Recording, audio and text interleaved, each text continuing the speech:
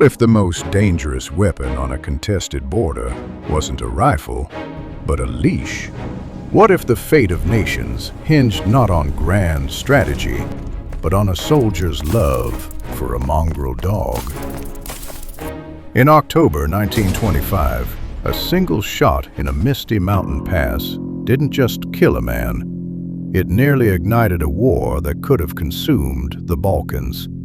It was a conflict that would see thousands of troops mobilize, villages burn, and a dictator gamble everything, all because a man ran after his best friend.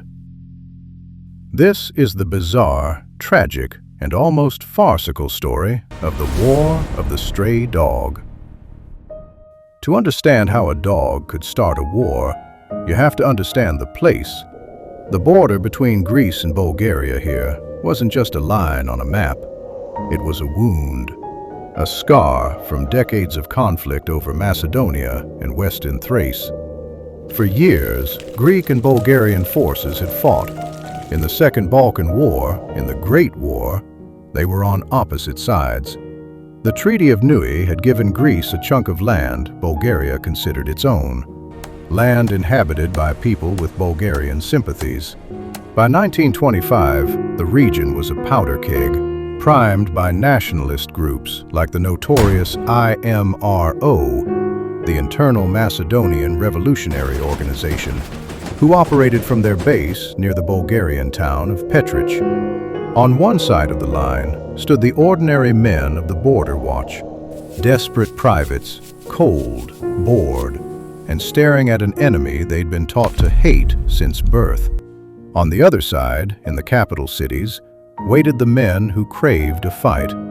Greece was now run by General Theodoros Pangalos, a military strongman who had seized power in a coup, a warmongering dictator looking for any excuse to prove his strength and rally the nation behind him. All he needed was a spark. He was about to get one. It's October 18th. A Greek soldier, a private, just doing his job at a remote outpost called Demir Kapı, watches his dog run off. A beloved companion in a lonely place. The dog, in its simple canine curiosity, crosses the invisible line into Bulgarian territory. The soldier doesn't think about geopolitics. He doesn't think about the Treaty of Neuilly. He just thinks about his dog. He takes a few steps into no man's land to retrieve it. The Bulgarian sentry, on a hair-trigger alert after years of tension, fires. The Greek private falls dead. The farcical tragedy has its first victim. Desperate to de-escalate, a Greek captain bravely walks into the open, raising a white flag. He is accompanied by a private. They are trying to negotiate to recover the body. They are also shot dead. Word reaches Athens. General Pangalos has his spark, but this isn't just a tragic accident to him, it's an opportunity. The Bulgarian government, realizing the gravity, apologizes. They call it a misunderstanding. They propose a joint commission to investigate. But for a dictator, an apology is weakness. On October 20th, Pangalos issues a humiliating 48-hour ultimatum to Bulgaria. He demands, it's a list designed to be rejected. And when Bulgaria, a nation still reeling from war, hesitates, Pangalos gets his wish. He unleashes the full force of the Greek army. On October 22nd, 3 Greek army divisions, tens of thousands of men, cross the border. Their objective? The Bulgarian town of Petrich. They meet little resistance at first.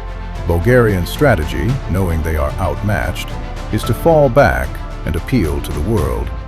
But the Greeks advance, pillaging villages, burning farms, and leaving a trail of destruction. Over the next few days, more than 50 Bulgarian civilians and soldiers are killed. The War of the Stray Dog is in full swing. But just as quickly as it started, the jingoistic dream dies. Bulgaria, the underdog, does the one thing Pangalos didn't anticipate. They don't just fight, they file paperwork. They appeal to the League of Nations, the world's first attempt at global diplomacy.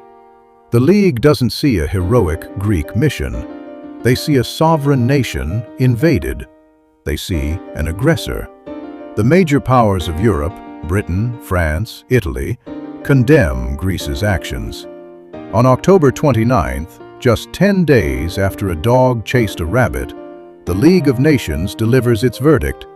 Greece is ordered to cease fire, withdraw its troops immediately, and pay £45,000 in reparations to Bulgaria for the damage it caused. Here is the twist.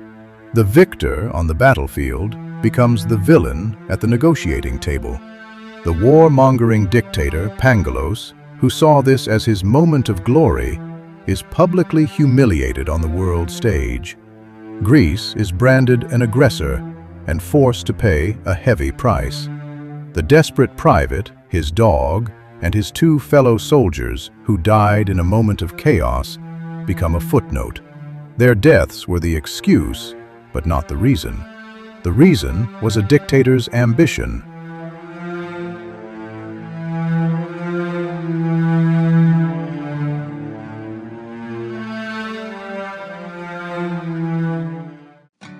History is full of decisions that seemed right in the moment. A private's love for his dog, a dictator's lust for power. But when those two worlds collide, the result is rarely justice. It's just tragedy, dressed up in the absurd costume of circumstance. Where do you stand on this one? Was it a senseless overreaction or a calculated risk that backfired? Let us know in the comments. If you're hooked on uncovering the strange truths of the past, join us next time for The Bear That Went to War, the soldier nobody expected, and hit subscribe to The Revealed Record so you never miss a revelation.